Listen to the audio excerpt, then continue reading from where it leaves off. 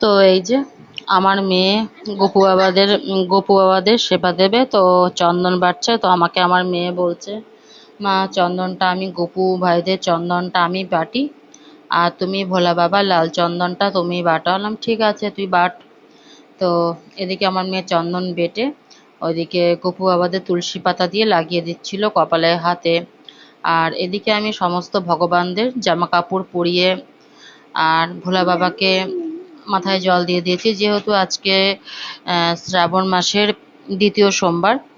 তো তারপর এদিকে আমার মেয়ের চন্দন বাটা হয়ে গেল। তো এদিকে আমি আমার মেয়েকে বললাম যে ভোলা বাবার মাথায় একটু জল দে, গঙ্গা জল বেলপাতা, যেহেতু ভোলা বাবা গঙ্গা জল আর বেলপাতাতেই খুশি, ভোলা বাবা আর কিছু চায় না। তো এদিকে যে আমার মেয়ে ওর গপু ভাইদের সেবা দিচ্ছিল। চন্দন বেটে তো আগে লাগিয়ে দিয়েছে, তো পরে গপু ভাইদের খাইয়ে দিচ্ছিল, গপু ভাইদের সেবা দিচ্ছিল।